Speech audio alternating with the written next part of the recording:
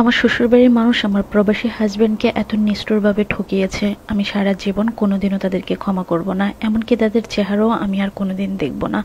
আমার হাজবেন্ড 18 বছর বিদেশ করে কোনো কিছুই করতে পারেনি। সম্পূর্ণ টাকা পয়সা সব কিছু তার বাবার হাতে এবং তার ভাইয়ের হাতে তুলে দিয়েছে। দিন শেষে 18 পয়সাও আমার হাজবেন্ডের জন্য কেউ একজনও রাখেনি, বরঞ্চ আমার হাজবেন্ডকে বাড়ি থেকে বের করে দেওয়া হয়েছে।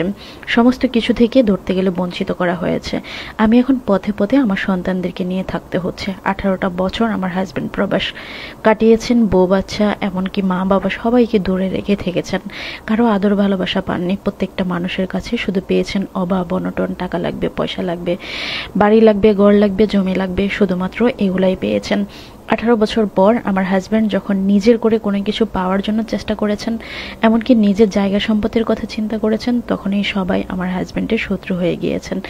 কিন্তু এই মানুষগুলো যখন আমার হাজব্যান্ডের 1 টাকা করে হিসাব করে করে খেয়েছিল, তখন এদের ভালোবাসার কমতি ছিল না। তখন সবার কাছে আমার হাজব্যান্ড ভালো ছিল। যখন আমার হাজব্যান্ড অসুস্থ হয়ে গিয়েছে, এমনকি তার ছেলে মেয়ে হয়েছে, সে এখন নিজের আলাদা ভবিষ্যতের কথা চিন্তা করেছে, ঠিক ওই মুহূর্তেই পরিবারের প্রত্যেকটা মানুষ তার কাছ থেকে মুখ ফিরিয়ে নিয়েছে।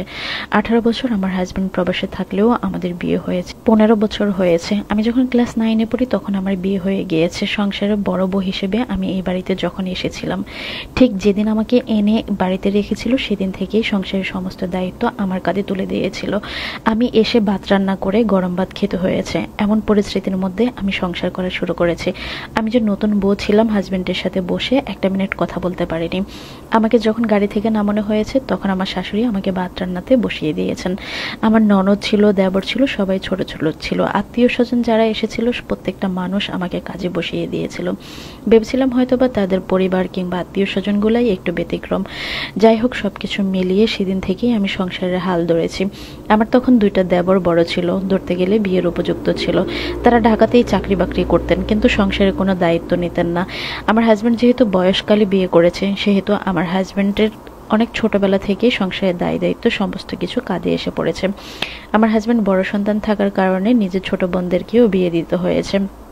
মা বাবা ভাই বোন সবাইকে তারই দেখে শুনে রাখতে হয়েছে। যৌথ পরিবার ছিল তাদের। আমি ক্লাস 9-এ পড়া একটা মেয়ে ছিলাম, খুব একটা কিছু ভালো বুঝতামও না। আমার পরিবারে আমার মা বাবা, আমরা 2 বোন এবং 3 ভাই ছিলাম। আমিও আমার পরিবারের সেকেন্ড মেয়ে। আমার বড় একটা ভাই আছে। আমার ভাইটা তখন পর্যন্ত বিয়ে করেনি। সবকিছু আমাদের ঠিকঠাক স্বাভাবিকভাবে চললেও শ্বশুরবাড়িতে আমাকে অনেক পরিশ্রম করতে হচ্ছে। আমার বিয়ের 6 মাসের মাথায় আমার হাজব্যান্ড আবার প্রবাসে চলে যায়। আমি তখন কনসেপ্ট করে ফেলি। ওই অবস্থায় আমাকে প্রত্যেকটা মানুষ অনেক কষ্ট দিয়েছে। রান্না করে সবাইকে রোমে রোমে খাবারের জন্য ডাকতে হতো। এমনকি সবার জামা কাপড় ধোয়া থেকে শুরু করে আত্মীয় স্বজন যারা আসতো তাদেরকে আমি অনেক সেবা যত্ন, খাতির আপ্যায়ন করে খাওয়াতে হতো। আমার হাজব্যান্ড তো প্রবাস চলে গিয়েছে, তখন আমার হাজব্যান্ডও পরিবারকে ভয় পেত। বড় সন্তান ছিল, ওই হিসেবে খুব একটা চালাক ছিল না। মা বাবা যা বলতো তাই করতো। আমার শ্বশুর শাশুড়ি আমাকে খুব একটা ফোনে কথাও বলতে দিত না আমার হাজব্যান্ডের সাথে। তখন বাটন মোবাইল ছিল, খুব একটা তাকে কোনো কিছু শেয়ার করতে পারতাম না। যখনই ফোনে কথা বলতাম আমার শাশুড়ি পিছনে এসে দাঁড়িয়ে থাকতো। মোবাইলটা ছিল আমার শ্বশুরের। প্রথম কয়েক বছর তো আমার মোবাইলও ছিল না। শ্বশুরের মোবাইলে আমার হাজব্যান্ড সপ্তাহে 1 দিন 2 দিন ফোন করে আমাকে চাইতো, আমার সাথে কথা বলতো। তার নাকি বাবাকে বলতে লজ্জা লাগতো যে আমি আপনাদের বউর সাথে কথা বলবো। যাই হোক, আমার প্রেগনেন্সির সময়টা আমি অনেক কষ্ট করেছি। হাজব্যান্ডের সাথে একটু কথা বলতে পারতাম না। কত কিছু খেতে ইচ্ছা হতো, খেতে পারতাম না। এমনকি বাবার বাড়িতে পর্যন্ত যেতে দিত না। একদিন আমি আমার হাজব্যান্ডকে বলেছিলাম, তখন আমার বাচ্চার 6 মাস পেটে চলে, আমি বাবার বাড়িতে যেতে চাই, আমার অনেক কষ্ট হচ্ছে এখানে। আমার শাশুড়ি পিছন থেকে শুনে খুব ঝগড়া শুরু করেছে যে আমরা কি তোমাকে কষ্ট দেই নাকি? এই কথা বলার অর্থ হলো আমরা তোমাকে কষ্ট দিই। তাহলে বাবার বাড়িতে যাবা কেন? সংসারের কাজকর্ম কে করবে? আমার হাজব্যান্ড ফোন থেকে সব কিছুই শুনেছি, কিন্তু একটা প্রতিবাদও করেনি। আমার চোখ দিয়ে শুধু টপ টপ করে পানি পড়েছিল। যাই হোক, সব কিছু মিলিয়ে আমার সন্তান আমার শ্বশুরবাড়িতেই হয়েছে। আমার যেদিন বাচ্চা হয়েছে নর্মালে হয়েছে। অনেক কষ্ট দিয়েছিল আমাকে, অনেক বেশি কষ্ট পেয়েছিলাম। তারপরেও সিজার করতে নিয়ে যায়নি। আমার হাজব্যান্ড তখন পর্যন্ত ফোন দিয়ে জানতেও চায়নি আমার বাচ্চা হয়েছে কিনা, কারণ সে জানতোই না। তার 1 সপ্তাহ আগ পর্যন্ত ওর সাথে আমার সাথে কোনো যোগাযোগ ছিল না। ঝগড়াঝাটি বা কোনো কিছু না, ও এমনিই লজ্জা পেত কথা বলতে, ওর বাবাকে বলতে। আমার সন্তানটা হওয়ার পরে আমি ভীষণ কষ্টে অসুস্থে সময় কাটাতে লাগলাম, কিন্তু সংসারের সব কাজ আমার করতে হতো। এদিকে আমার দেবরের বিয়ে ঠিক হয়েছে। বিয়ের সমস্ত রান্না বান্না ঘরোয়াভাবে সব আমাকে করতে হয়েছে। গাদাখাটি খাটুনি আমাকে দিয়ে খাটিয়েছে। 2টা গরু পালতো তারা, ছাগল পালতো, হাঁস মুরগি পালতো, প্রত্যেকটা জিনিস আমাকে দিয়ে করাতো।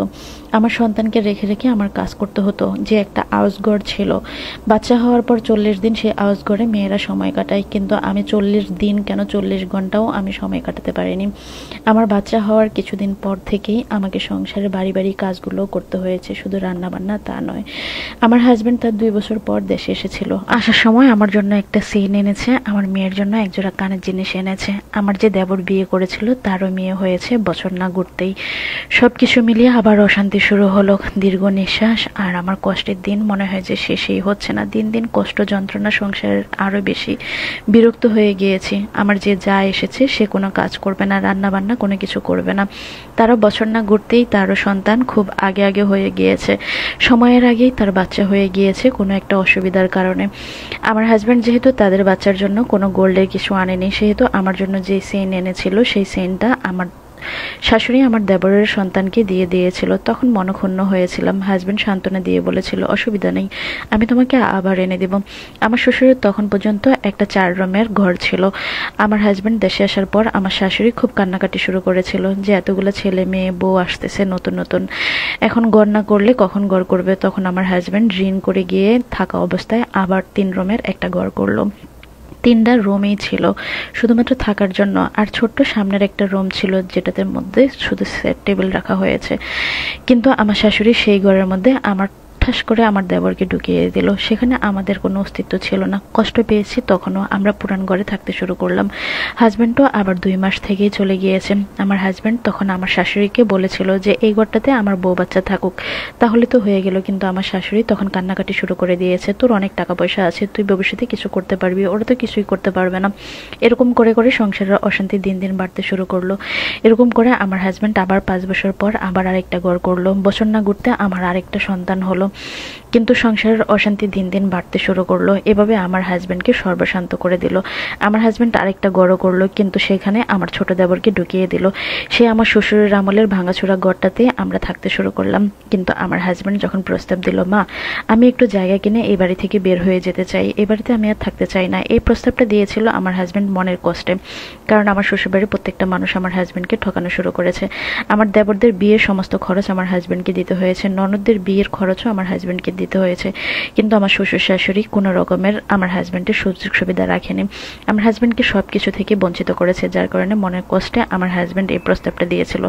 তখনও আমার শাশুড়ি কান্না শুরু করেছে, আমার হাজবেন্ডের নাকি অনেক টাকা পয়সা আছে, আমি নাকি কুটনামি লাগাই, আমি নাকি সংসারের অশান্তি তৈরি করেছি, এই জন্য আমার হাজবেন্ড আলাদা বাড়িতে থাকতে চাচ্ছেন। তখন এক পর্যায়ে ঝগড়া হতে হতে আমি আমার 2 সন্তানকে নিয়ে ওই বাড়ি থেকে বের হয়ে চলে আসি। আজও আমি বাবার বাড়িতে থাকি। আমার হাজবেন্ড এখনো একটু জায়গা কিনতে পারেনি, কারণ ও ওর পরিবারের সাথে সম্পর্ক নষ্ট করতে পারেনি।